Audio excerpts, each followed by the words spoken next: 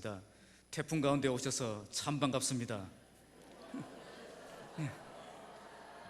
예, 태풍 때문에 많이 못 오실 줄 알았는데 그래도 많이 오셔서 감사를 드립니다. 정말 오늘 예배를 통해서 하나님 주신 위로와 은혜 또 충만함을 경험하는 저와 여러분 되시기 바랍니다. 오늘은 십자가의 길이란 제목으로 말씀을 나누겠습니다. 탈무드에 이런 이야기가 있습니다. 가게를 운영하던 어떤 주인이 병이 깊어져서 이제 임종을 앞두고 있었습니다. 그의 곁에는 슬픔에 잠긴 가족들이 그의 임종을 지켜보고 있었습니다. 가게 주인은 이제 주위를 둘러보면서 가족의 이름을 하나씩 부르기 시작했습니다. 여보, 당신 거기 있어. 그러니까 부인께서 네, 여기 있어요. 그렇게 대답을 하고, 딸애는 어디 있냐? 그러니까 네, 저도 여기 있어요. 가족의 이름을 하나씩 다 부르고 마지막 이름까지 다 부른 뒤에 그는 마지막으로 이렇게 하늘을 보면서 이야기를 했다고 합니다. 그럼 지금 가게는 누가 보고 있단 말이냐? 자, 이게 그의 마지막 유언이었습니다. 죽으면서까지 뭘 걱정하고 있죠? 가게 걱정을 하고 세상 걱정에 붙들려 살아가는 그런 불쌍한 그런 한 인간의 모습을 이 탈무드에서 보여주고 있습니다. 하나님은 우리가 어린아이의 신앙을 버리고 장성한 분량까지 성장하기를 원하십니다. 마태복음 16장 17장 말씀을 우리가 보고 있는데 예수께서 예수님의 제자들을 집중적으로 훈련하시는 그 장면이 여기에 나옵니다. 여기서 주님은 진정한 제자의 삶이 무엇인지, 세상에서 어떤 믿음을 가지고 살아야 하는지 제자들에게 가르쳐주고 있습니다. 그래서 이번 가을에 마태복음 16장 17장 말씀을 통해서 장성한 분량까지 성장하기 위해서 우리에게 필요한 것이 무엇인가 말씀을 통해 붙잡는 시간을 갖고자 합니다. 그 첫 단추가 바로 참된 신앙 고백입니다.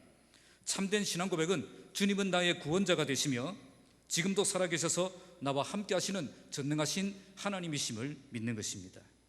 주님이 나의 구원자가 되심을 믿을 때 우리는 참된 구원을 얻게 되고, 주님이 살아계신 하나님이심을 믿을 때에 진정한 능력과 승리를 경험하며 살아갈 수 있습니다.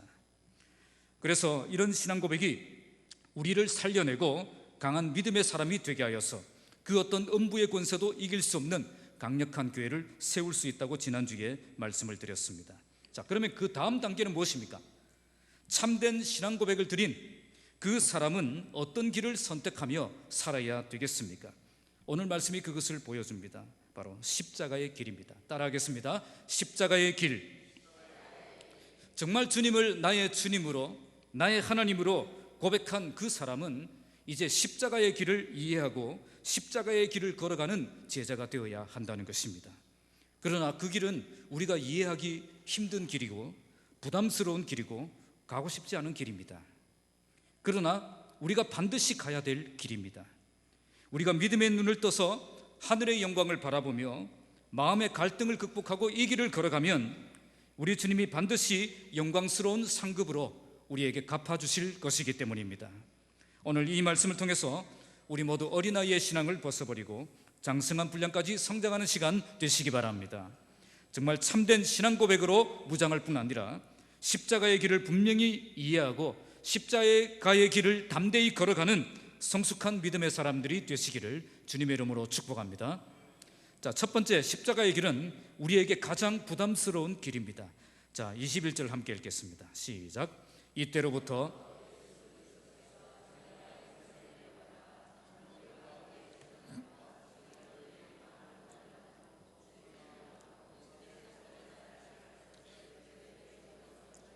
자, 오늘 말씀에 이때로부터라고 말씀합니다. 원문의 뜻은 바로 그때로부터. 언제를 말하죠? 본문 앞에 어떤 말씀이 나옵니까? 베드로가 주님은 그리스도시요 살아계신 하나님의 아들이심을 신앙 고백했던 바로 그때를 말합니다. 예수님은 참된 신앙 고백을 받아내신 그 다음에 비로소 십자가의 길을 가르쳐 주셨던 것입니다. 왜 이렇게 하셨겠습니까? 참된 신앙 고백 이후에 십자가의 길을 말씀하셨던 이유는 분명한 신앙 고백이 있는 사람만 이해할 수 있는 길이 바로 십자가의 길이기 때문입니다. 신앙 고백이 없는 사람이 볼 때 십자가의 길은 미친 사람들이나 가는 이해할 수 없는 길이기 때문이라는 겁니다. 그러면 예수님이 걸어가셔야 할 십자가의 길은 어떤 길입니까? 본문을 보시면 예수님은 분명히 장로들과 대제사장들과 서기관들에게 많은 고난을 받고 죽임을 당할 것을 알면서도 예루살렘에 올라가는 길이다 하는 것을 보여주십니다. 그러니까 예수님은 모르고 이 길을 걸어가신 것이 아니라 너무나도 잘 알면서도 걸어가셨다는 겁니다.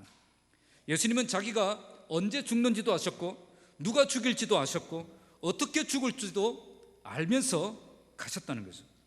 특히 오늘 본문을 보시면 많은 고난을 받고 죽임을 당한다고 말씀합니다. 그냥 간단하게 죽는 것이 아니라 십자가의 모진 고통을 당하시고 죽임을 당하신다는 겁니다. 지금 예수님이 이 설명을 왜 제자들에게 하고 있습니까? 내가 걸어가는 십자가의 길이 바로 이런 길이라는 것과 너희들이 걸어가야 할 그 길이 바로 이런 길이다 하는 것을 보여주신 것입니다. 이 길을 걸어가면 반드시 많은 고난을 받고 죽임을 당할 수 있다는 것을 알면서도 걸어가는 것이 참된 제자의 길이라는 것입니다. 하지만 예수님은 여기까지만 말씀하신 것이 아닙니다. 예수님은 제3일에 다시 살아나야 할 것을 함께 말씀하셨습니다. 예수님이 걸어가신 길은 십자가의 길로 끝나는 길이 아니라는 겁니다. 예수님이 걸어가신 길은 십자가의 길이었지만 부활의 영광으로 끝나는 길이었다는 것입니다. 주님은 제3일에 다시 살아나야 할 것을 말씀하십니다. 그러니까 우리 주님은 언제 어떻게 죽을 것인가도 알고 잘 아셨지만 언제 어떻게 다시 살아날 것인가도 잘 아셨던 것입니다. 지금 이 고통이 끝나면 반드시 부활의 영광이 있을 것을 분명히 아셨던 것입니다. 이런 믿음이 십자가의 길을 담대히 걸어가게 했던 것입니다. 그러니까 우리 주님은 십자가의 고통이 어떤 고통인지 잘 아셨고 부활의 영광이 어떤 영광인지 잘 아셨다는 겁니다. 십자가의 고통만 알고 계셨던 것이 아니라 부활의 승리까지 알고 계셨던 것입니다. 그래서 부활의 영광을 얻기 위하여 지금 십자가의 길을 걸어간다고 말씀하고 계신 것입니다. 오늘 우리의 믿음이 어디에 있습니까? 내가 정말 살아계신 하나님을 믿는다는 그 증거가 어디에 있습니까? 바로 우리에게 부활의 승리를 주실 그 하나님을 믿기 때문에 오늘 나에게 주어진 십자가의 길을 담대히 걸어가는 것에 있는 것입니다. 십자가의 길을 걸어가는 것을 볼 때에 참된 믿음의 사람이라는 것이 증명된다는 것입니다. 제가 잘 쓰는 예화가 있습니다. 여러분이 지금 갑자기 죽어서 하나님의 심판대 앞에 서게 되었습니다. 한쪽에는 천국의 영광이 보이고 한쪽에는 지옥의 처참한 광경이 보입니다. 내 앞에 많은 사람들이 하나님의 심판을 받아서 어떤 사람은 천국에 들어가고 어떤 사람은 지옥으로 떨어지는 모습을 보고 있습니다. 나는 어떻게 될까? 마음을 졸이면서 심판대 앞에 섰는데 주님이 이렇게 말씀하십니다. 너는 아직 올 때가 안 되었는데 다시 돌아가서 10년 뒤에 그때 오너라. 이렇게 말씀하시며 다시 세상에 보내셨습니다. 이제 내가 다시 살아난 거죠. 이렇게 다시 돌아온 뒤에 나의 삶은 어떻겠습니까? 이전과 똑같을까요? 아니면 뭔가 달라도 다를까요? 왜 그렇게 생각하십니까? 부활의 영광을 보았기 때문입니다. 지금 내가 걸어가고 있는 십자가의 길이 결코 헛된 길이 아니라는 것을 이제는 분명히 알았기 때문입니다. 지금 우리가 그런 믿음으로 살아야 한다는 것입니다. 자, 22절 읽겠습니다. 시작. 베드로가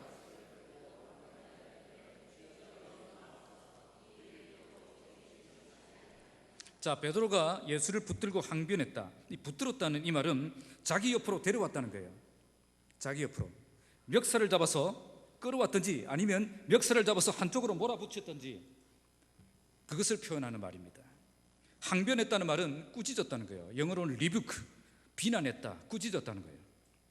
그러니까 헬라어 원문을 보면 베드로는 지금 굉장히 흥분한 상태에 있다는 것을 알 수가 있습니다. 지금 눈에 보이는 게 없는 거예요. 그래서 감히 예수님의 멱살을 잡고 예수님을 비난하고 예수님을 꾸짖고 있는 겁니다. 이것은 작정하고 예수님의 생각을 바꾸려고 했다는 것을 알 수 있습니다. 그러면서 예수께 뭐라고 말하고 있습니까? 주여 그리하지 마옵소서. 이 일이 결코 죽게 미치지 아니하리이다. 영어 성경은 이렇게 번역합니다. 하나님께서 그 일을 금지하십니다. 무슨 뜻이에요? 지금 당신이 가려고 하는 그 길은 하나님이 금지하시는 길이라는 거죠. 하나님이 그런 길을 허락하실 리가 없다는 겁니다. 지금 예수님에게 주여라고 말해놓고 당신은 지금 하나님의 뜻을 모르고 있습니다. 그렇게 꾸짖고 있는 겁니다. 하나님이 허락하신 길은 그런 길이 아니라는 거예요. 하나님께서 절대 그런 험악한 길로 보내실 리가 없다는 겁니다. 그래서 우리 성경은 그 일이 결코 죽게 미치지 아니할 것이다, 그렇게 번역을 한 것입니다. 지금도 이런 생각에 사로잡혀 살아가는 사람들 많습니다. 우리 하나님은 사랑의 하나님이신데 당신의 자녀를 고통 가운데 두실 리가 없다는 거죠. 십자가의 엄청난 고난 가운데 걸어가는 것은 하나님의 뜻이 아니라고 생각하는 겁니다. 지금은 오직 형통과 성공만이 하나님의 뜻이라고 믿는 거죠. 그런데 정말 그렇습니까? 우리가 십자가의 길을 걸어가는 것을 정말 하나님이 금지하십니까? 그렇지 않습니다. 우리 하나님이 우리에게 주시는 영광은 십자가의 고난을 이겨낸 자에게 주시는 영광입니다. 십자가의 길을 당당하게 걸어간 그 사람에게 부활의 영광을 주신다는 겁니다. 지금 베드로가 왜 이렇게 예수님을 붙들고 강력하게 항의하고 설득하고 있습니까? 지금 베드로의 귀에는 부활의 영광보다 십자가의 고통이 더 분명하게 들렸던 겁니다. 십자가의 고통이 너무 선명하게 보였기 때문에 부활의 영광이 눈에 보이지 않았던 겁니다. 그래서 말리고 있는 거죠. 베드로는 십자가에 대한 말씀만 들은 것이 아닙니다. 분명히 부활에 대한 말씀도 들었습니다. 그런데 부활에 대한 약속의 말씀은 귀에 들리지 않고 주님이 십자가의 모진 고통으로 밀어넣으시는 잔인하신 그 하나님이 이해가 되지 않아서 이렇게 말리고 있는 겁니다. 하나님이 절대 그러실 리가 없다고 단정짓고 예수님을 뜯어말리고 있었던 겁니다. 그러나 그렇지 않습니다. 정말 부활의 영광을 믿는 사람은 십자가의 길이 눈에 보이지 않습니다. 오히려 십자가의 길을 나에게 허락하신 것을 감사하게 생각합니다. 조금 전에 죽었다가 다시 살아난 그 사람이 십자가의 길을 만났을 때 어떻게 생각하겠습니까? 나에게 주어진 그 십자가는 하늘의 상급을 쌓을 수 있는 좋은 기회가 왔다고 그렇게 생각을 하게 될 것입니다. 눈에 보이는 이 세상이 전부라고 생각하며 여기가 끝이라고 믿는 사람에겐 십자가의 길은 어리석은 선택이 될 수밖에 없을 것입니다. 그러나 이 세상이 전부가 아님을 믿고 정말 하나님의 나라가 있다는 사실을 믿는 그 사람에게는 십자가의 길이야말로 부활의 영광을 누릴 수 있는 참된 길이 된다는 것입니다. 자, 23절 함께 읽겠습니다. 시작. 예수께서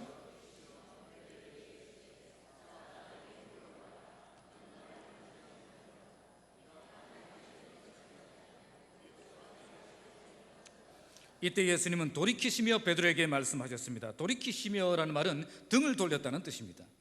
자, 지금 베드로가 멱살을 잡고 있는데 예수님이 그걸 툭 치고 등을 탁 돌렸다는 거예요. 그리고 베드로를 어디에 두었죠? 등 뒤에 두었던 거죠.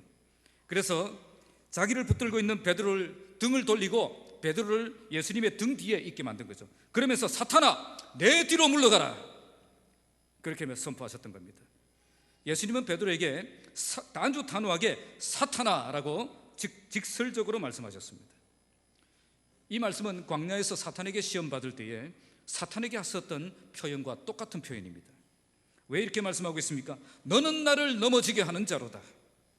너의 충고는 나를 위한 충고가 아니라 나를 넘어지게 하는 충고라는 말입니다. 정말 베드로의 말은 인간적인 사랑으로 주님을 위한답시고 했던 충고였습니다.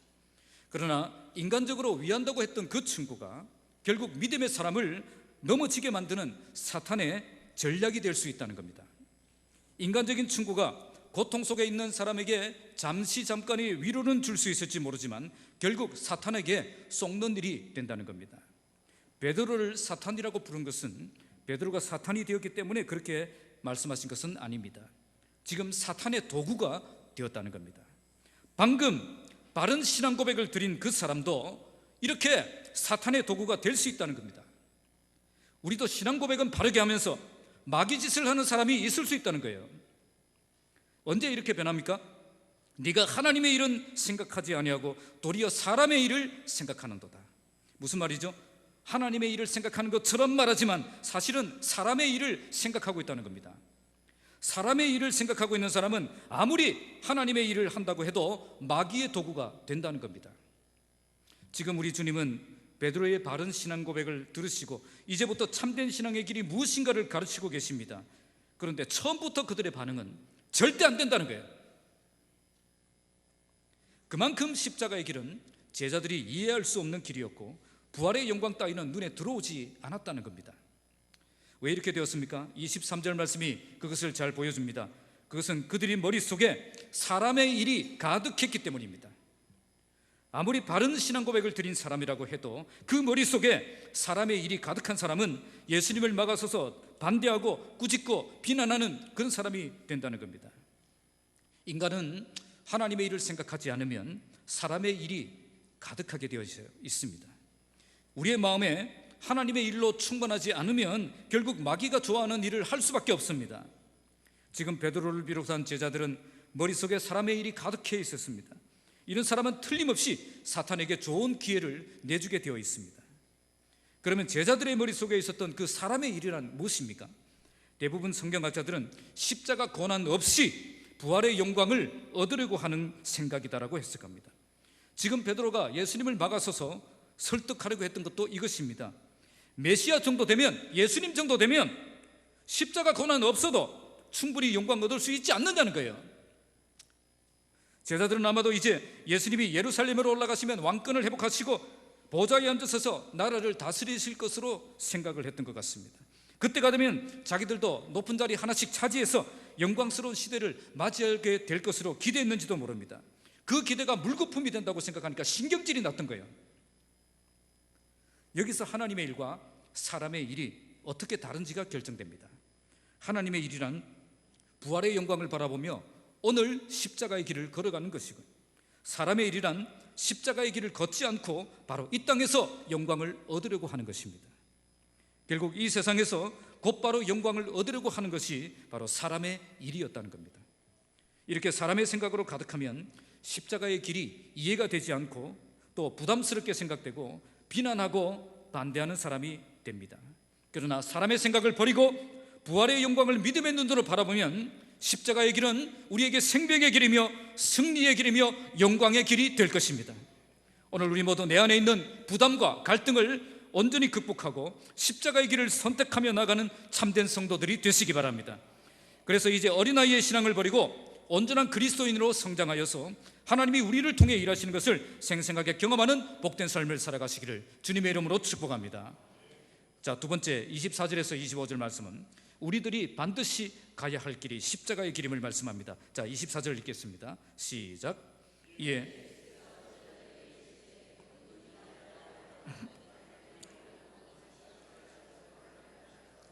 자, 베드로와 한판 전쟁을 치르셨던 주님은 이제 모든 제자들에게 말씀하십니다. 누구든지 나를 따라오려거든 자기를 부인하고 자기 십자가를 지고 나를 따를 것이니라. 이게 무슨 말씀입니까? 예수님만 십자가를 지고 가시는 것이 아니라 너희들도 십자가의 길을 걸어야 한다는 것입니다. 십자가의 길을 걷기 위해서 우리에게 먼저 요구되는 것이 있습니다.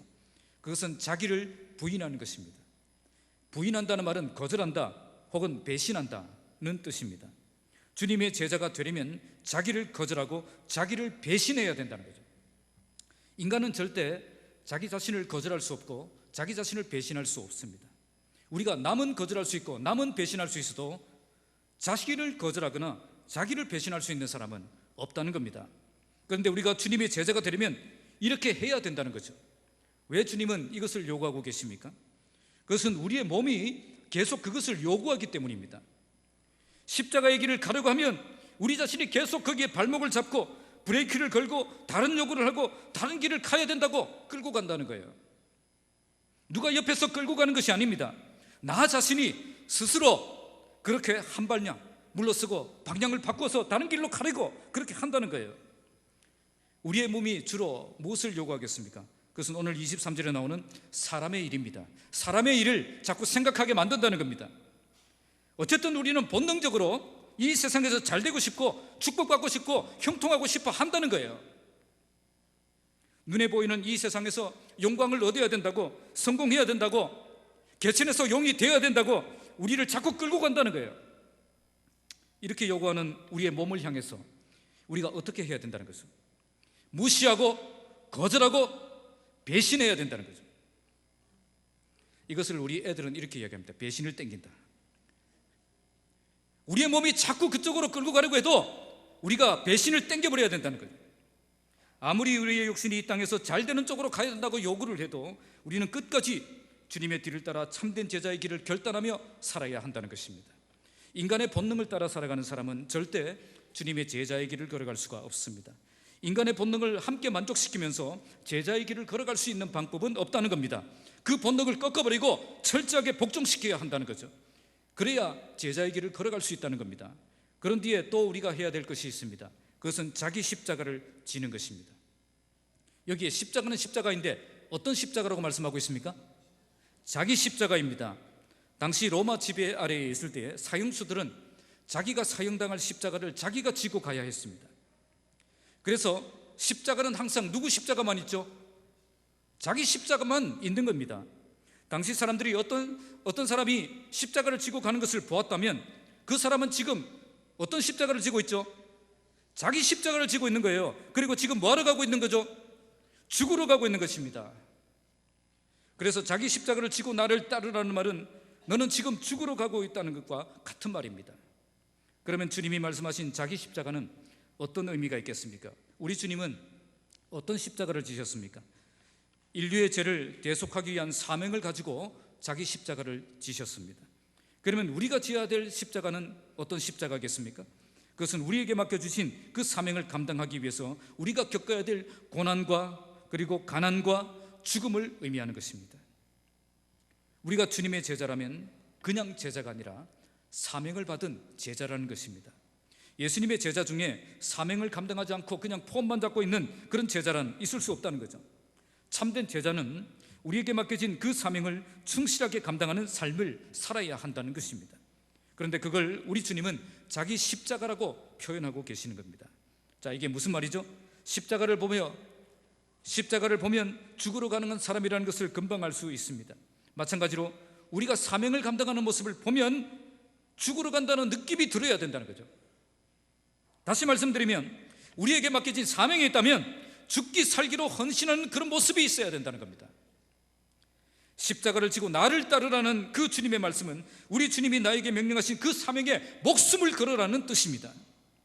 주께서 나에게 부탁하신 이 사명을 이루기 위해 가난도 고난도 심지어 죽음까지도 두려워하지 않는 그 길을 걸어야 한다는 것입니다. 어떤 대가라도 치르겠다는 그 단호한 결단이 우리에게 있어야 된다는 것입니다. 자, 그러면 어떻게 됩니까? 25절입니다. 시작. 누구든지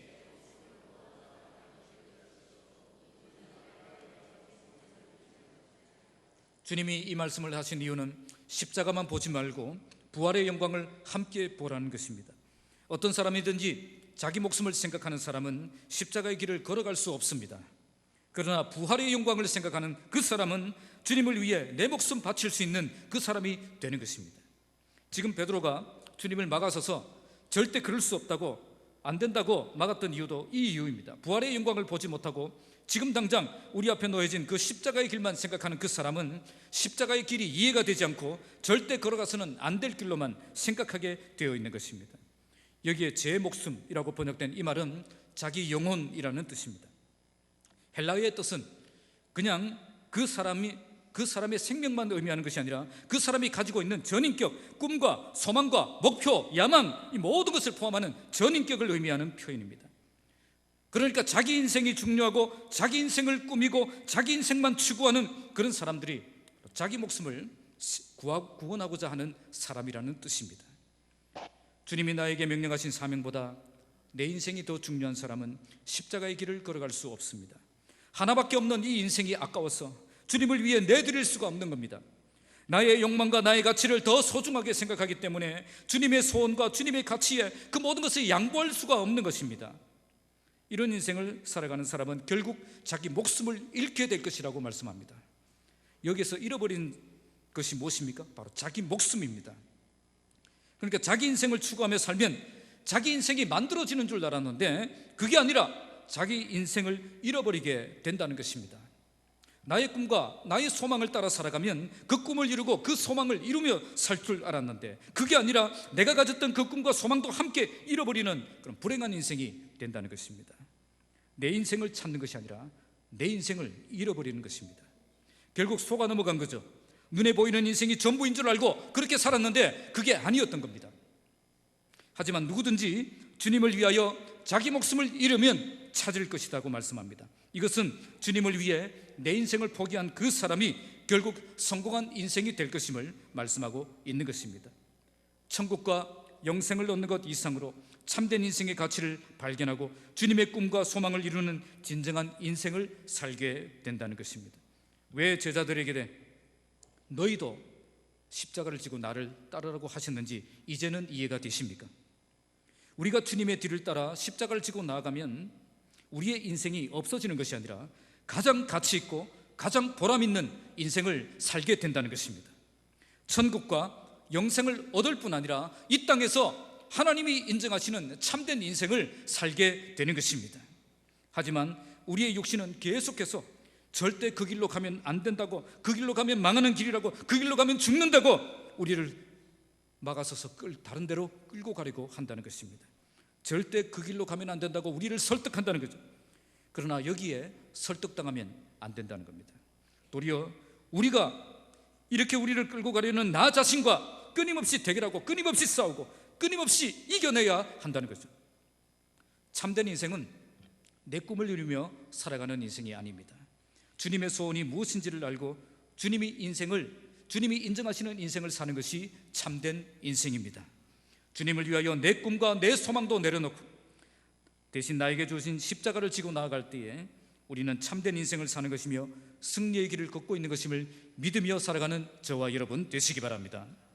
마지막으로 26절에서 28절은 십자가의 길은 우리에게 가장 영광스러운 길임을 말씀하고 있습니다. 26절을 함께 읽겠습니다. 시작.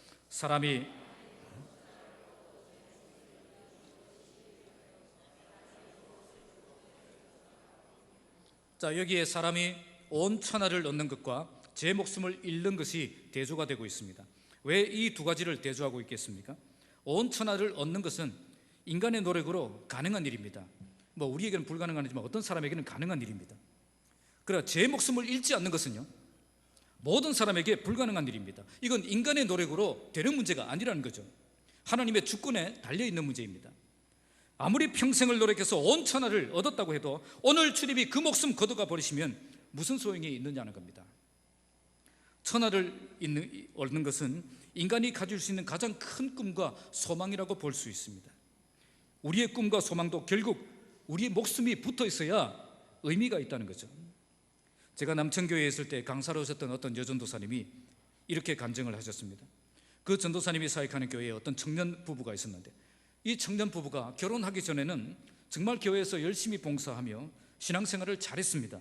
그런데 결혼을 하면서 이 사람들이 갑자기 변질되어서 세상을 즐기기 위해서 사명도 다 내려놓고 매주 주일에 교회를 오지 않고 놀러만 다니는 겁니다.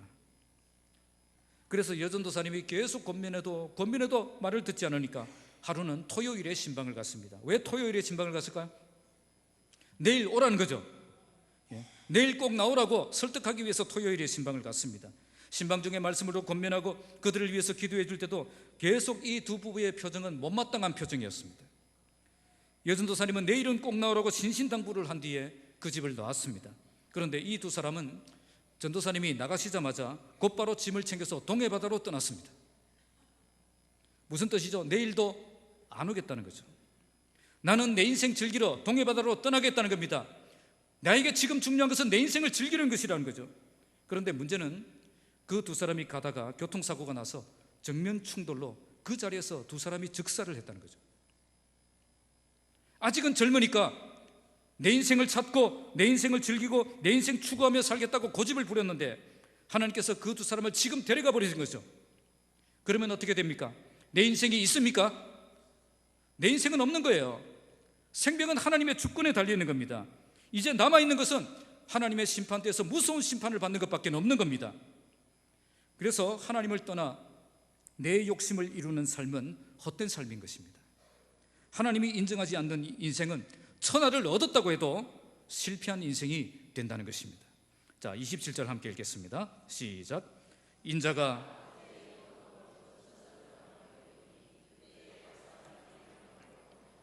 지금 이 말씀을 왜 하고 계십니까?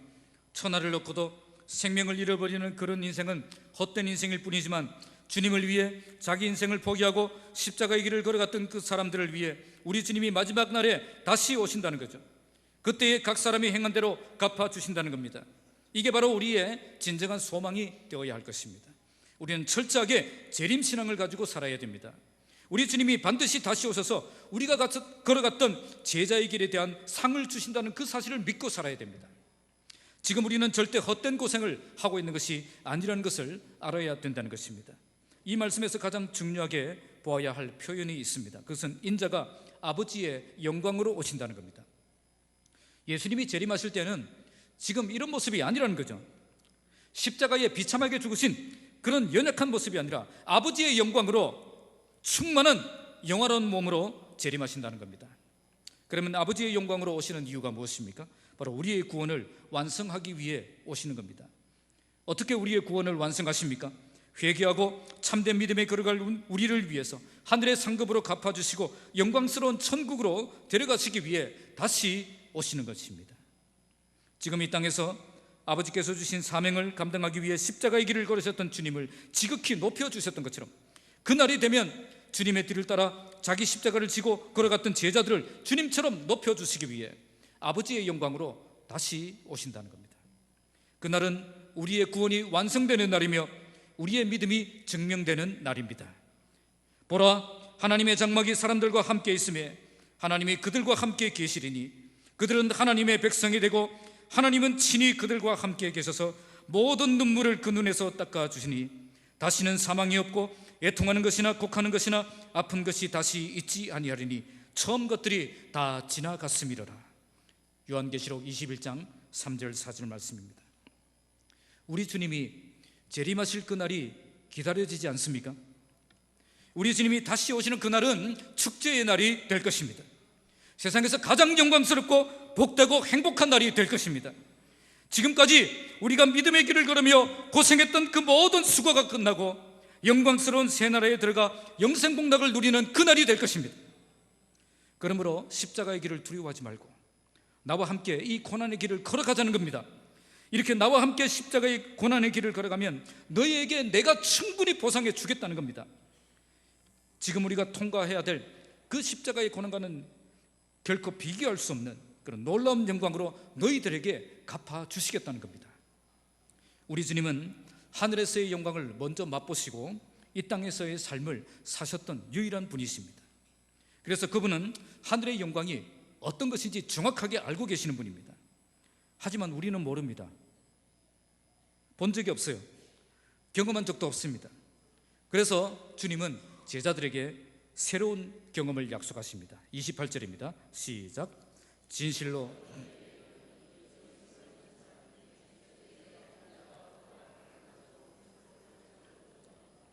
자, 이 말씀은 여러 가지 해석이 있습니다. 어떤 학자들은 난해구절로 보기도 하고, 그러나 대부분의 학자들은 바로 다음 장에 나오는 변화산 사건을 체험을 의미한다고 해석합니다.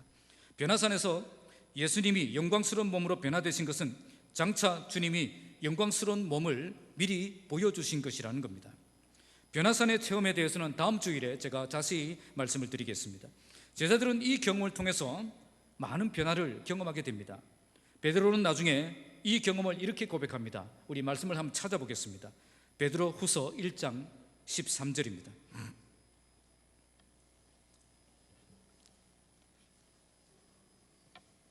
베드로 후서 1장 13절입니다.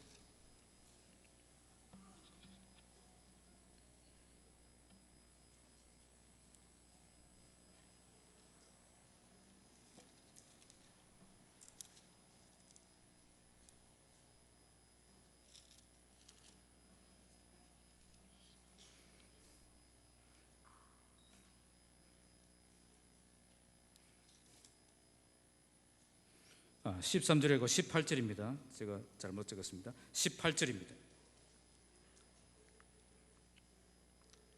자, 함께 읽겠습니다. 시작. 이 소리는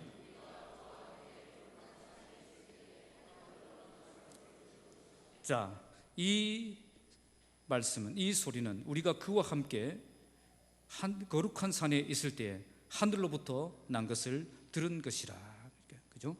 16절에 보시면 우리는 그의 크신 위엄을 친히 본 자라, 그렇게 말씀을 하죠. 그러니까 우리는 주님의 그 영광을 직접 본 경험이 있다는 거죠. 그러면서 언제 보았다는 거죠? 17절 18절을 보시면 지극히 큰 영광 중에 이러한 소리가 나는 그에게 나기를 이는 내 사랑하는 아들이요 내 기뻐하는 자라 하실 때에 그가 하나님 아버지께 존귀와 영광을 받으셨느니라. 이 소리는 우리가 그와 함께 거룩한 산에 있을 때에 하늘로부터 난 것을 들은 것이라. 그래서 베드로는 이렇게 선포합니다. 13절에 보시면 우리 주 예수 그리스도의 능력과 강림하심을 너희에게 알게 한 것이 교모히 만든 이야기를 따른 것이 아니라는 거죠. 주님이 재림하셔서 우리의 구원을 완성하시는 것은 절대 인간의 머리로 교모히 만들어낸 그런 이야기가 아니라는 것입니다. 베드로는 우리 주님이 반드시 다시 오셔서 우리의 구원을 완성하실 것이라는 그 확신을 변화산 체험을 통해서 얻게 된 것이죠. 그래서 우리 주님은 제자들을 변화산에 데리고 가셔서 체험을 통해서 영광을 미리 보여주셨던 것입니다. 그리고 너희들도 십자가의 길을 걸어가면 이런 영광스러운 면류관을 받게 될 것임을 확인시켜 주고 계셨던 것입니다. 주님은 지금도 이런 방법을 쓰실까요? 아닙니다. 주님은 사실 제자들 중에도 12제자들 중에 3명만 이런 변화산 체험을 하게 하셨습니다. 어떤 사람은 지금도 입신을 해서 하늘의 영광을 본다고 말하는 자들도 있는데 전부 엉터리다, 그렇게 생각을 하시면 되겠습니다. 지금은 우리 주님은 이런 방법으로 우리에게 확신을 주지 않습니다. 그러면 어떤 방법으로 우리에게 확신을 주겠습니까? 조금 전에 본 베드로후서 1장의 다음 말씀을 보시면 이렇게 우리가 알 수가 있습니다. 19절 보십시오. 19절 함께 읽겠습니다. 자, 시작. 또 우리에게는 더 확실한 예언이 있어 어두운 데를 비추는 등불과 같으니 날이 새어 샛별이 너희 마음에 떠오르기까지 너희가 이것을 주의하는 것이 옳으니라. 뭐라고 말씀합니까? 우리에게 뭐가 있다는 거죠? 우리에겐 더 확실한 예언, 뭐죠? 하나님의 말씀, 곧 성경이 있다는 거죠. 성경 말씀을 깊이 묵상하면서 우리 마음에 샛별이 떠오르는 것처럼 깨달음이 올 때까지 말씀 앞으로 나아가는 것이 필요하다는 겁니다. 지금은 이런 체험이 아니라 말씀을 듣는 믿음으로 이런 확신을 가지고 살아야 한다는 것입니다. 여러분은 모두 지금 이 성경을 다 들고 계십니다. 이 성경을 통해서 우리는 주님의 제자로서 십자가의 길을 걷는 것이 인생에서 가장 가치 있는 길임을 믿고 살아가는 여러분들이 되어야 되는 것입니다. 우리 주님이 다시 오셔서 이 모든 것을 정상적으로 돌려주실 것입니다. 이런 믿음으로 오늘 십자가의 길을 걸어가는 저와 여러분들이 되시기를 주님의 이름으로 축복합니다. 말씀을 맺겠습니다. 진해 웅천에 가면 주기철 목사님의 기념관이 있습니다. 여기에 가보면 목사님께서 일사각오의 정신으로 십자가의 길, 순교자의 길을 걸어가신 그 발자취를 생생하게 볼 수 있습니다. 정말 하늘의 영광을 바라보며 오늘 십자가의 길, 고난의 길을 묵묵히 걸어가신 목사님의 인생을 볼 수가 있습니다. 주기철 목사님은 이 길이 부담스럽지 않았을까요? 정말 주기철 목사님은 이 길이 두렵지 않았을까요? 목사님도 두려웠을 것입니다. 힘들었을 것입니다. 피하고만 싶었을 것입니다. 그러나 그럴 수 없었습니다. 왜 그럴 수 없었죠? 부활의 영광을 보는 그 분명한 믿음이 있었기 때문입니다. 하늘의 상급으로 갚아주실 것을 분명히 믿는 믿음이 있었기 때문입니다. 이 믿음이 목사님으로 하여금 인간적인 부담과 갈등을 극복하고 십자가의 길을 선택하며 나아가게 만들었던 것입니다. 이 믿음이 그 모진 고난과 아픔을 이겨내고 끝까지 이 길을 걸어갈 수 있는 힘을 주었던 것입니다. 부활의 영광을 바라보는 참된 믿음이 십자가의 길을 선택하며 걸어갈 수 있는 능력이 된다는 것입니다. 오늘 우리가 이런 믿음으로 무장하여 장성한 분량까지 성장하는 참된 주의 백성들이 되시기 바랍니다. 이젠 사람의 일만 생각하는 것이 아닌 하나님의 일을 생각하는 사람이 되시기 바랍니다. 끊임없이 자기를 부인하고 자기 십자가를 지고 주님의 소원이 무엇인지를 알고 주님이 인정하시는 삶을 살아가시기 바랍니다. 참된 인생은 내 꿈을 이루며 사는 인생이 아닙니다. 주님의 소원이 무엇인지를 알고 주님이 인정하시는 인생을 사는 것이 참된 인생입니다. 지금 주님의 뒤를 따라 십자가의 길을 걸어간 제자들을 위해서 높여주시기 위해 아버지의 영광으로 다시 재림하셔서 이 모든 것을 갚아주실 날이 반드시 올 것입니다. 십자가의 길은 우리 모두에게 부담스러운 길이지만 우리가 반드시 가야 될 길이고 참된 생명과 참된 영광의 길이 되는 것입니다. 우리 모두 이젠 어린아이의 신앙을 벗어버리고 십자가의 길을 분명히 이해하고 십자가의 길을 담대히 걸어가는 성숙한 믿음의 사람들이 되시기를 주님의 이름으로 축복합니다. 기도하겠습니다. 아버지 하나님,